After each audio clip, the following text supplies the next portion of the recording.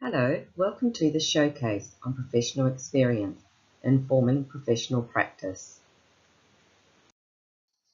My name is Jeanette. My tutors are Danielle and Elizabeth. The workshop is Wednesday from 8 till 11 a.m. The school I completed my professional experience shows an enrolment number of 129 students. The community is in a low socio-economic area with a 4th percentile 849 ICSEA ranking. They pride themselves in being multicultural, with the heritage of students covering approximately 30 different countries. A high proportion of these families, approximately 70 to 80%, are from English as a second language background. These broad language groups represent many more religious and cultural groups within each language cohort. Many of these families are refugee migrants from Africa and the Middle East. This school is proudly an Aboriginal and Torres Strait Islander focused school. The cohort comprises 40% of the student body. Their motto, Seek to Learn, not only applies to academia, but also the need to seek to learn about others, their backgrounds, their cultures, and their place in the community. This is a positive behaviour for learning school, and consequently have developed an evidence-based whole school systems approach that addresses the diverse academic and social needs of every student to support them to be successful. This PBL program is team-driven, using a problem-solving approach that engages students, parents and all school staff. This school has some unique challenges, both socially and academically. The classroom I spent my time in was Composite Prep Grade 1, with 23 students enrolled. There were only 4 Grade 1 students in this room, all working towards the achievement standards. The age group in this class were 4 to 6 years. As this is a PBL school and has a large percentage of ESAL students, behavioural management took up a lot of the teaching time. Key learning intention. This model is built around a Year 1 maths experience. The Australian curriculum content descriptor is number and algebra, number and place value. Now, to develop confidence with number sequences 2 and from 100 by 1s from any starting point, skip count by 2s, 5s and 10s starting from 0. The learning intention today is to understand how to skip count by 2s. The diagnostic assessment instrument I used to understand the student's prior knowledge was providing each student with a sheet of paper with a table printed on it, named and numbered to 20. Over here on the right, for differentiation, you'll notice the large font used and the bingo markers. The reason for this was my supervising teacher communicated to me that these students struggle with reading and very rarely use a pen or pencil. As I was more interested in what they knew about skip counting by 2s, these were the tools they used. This is the response I got from a student. At the end of the lesson, I collected the students' samples when they had finished. I analysed the responses prior to the next lesson. I noted the misconceptions when skip counting by 2s up to 20. Now, this student demonstrated an understanding, or maybe he remembered the skip count by 2s up to 6. Verbal feedback was communicated individually before the next lesson.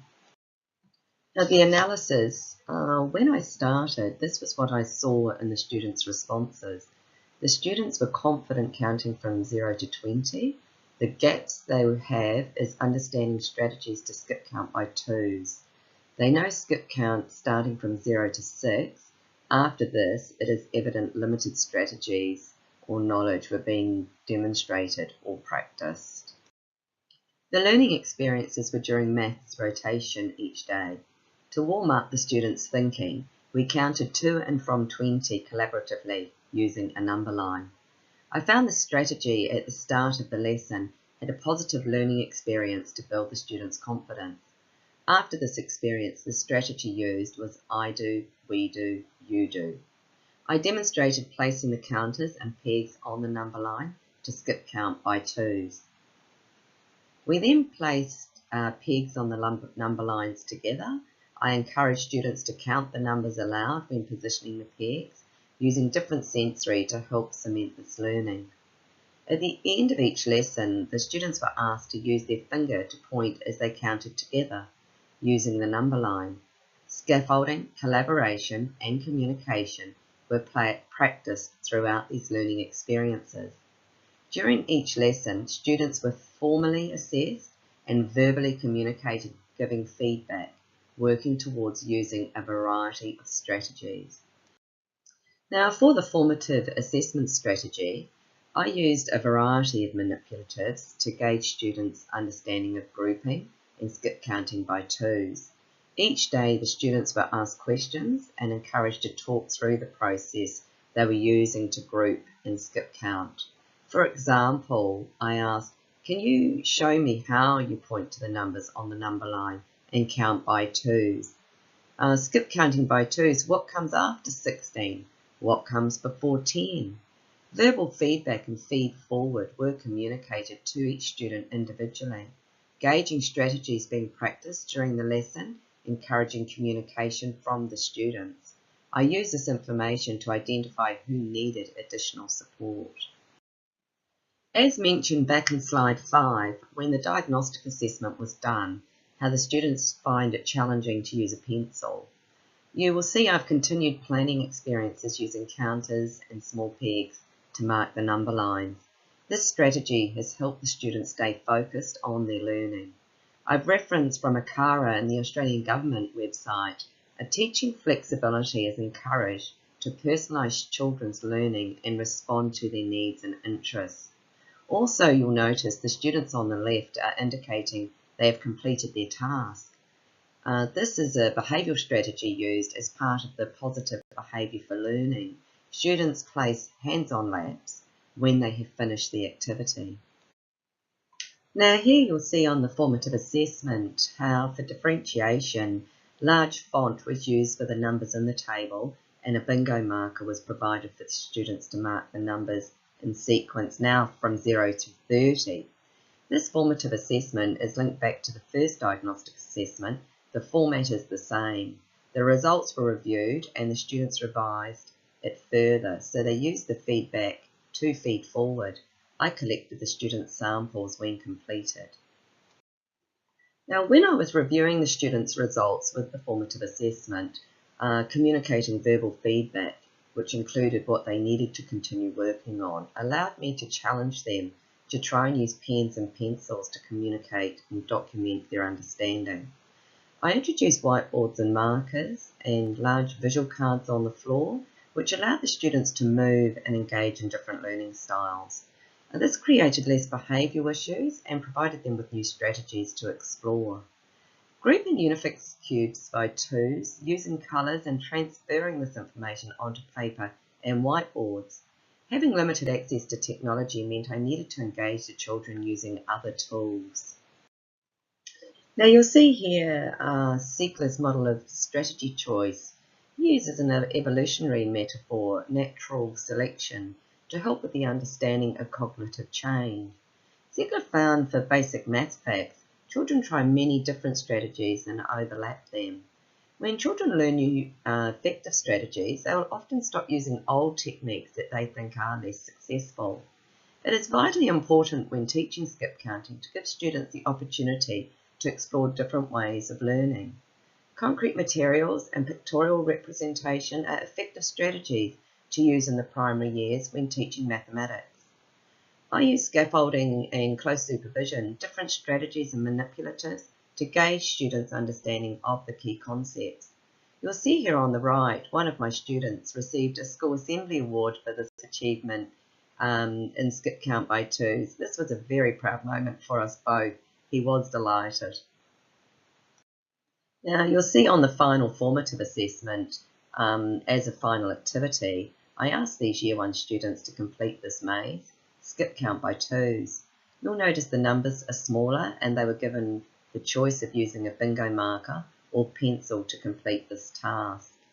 Once the activity was completed, I asked the students to check each other's work with close supervision and guidance. We worked through the results together. By doing this, encouraged the students to collaborate and verbalise the strategies they were using during this task.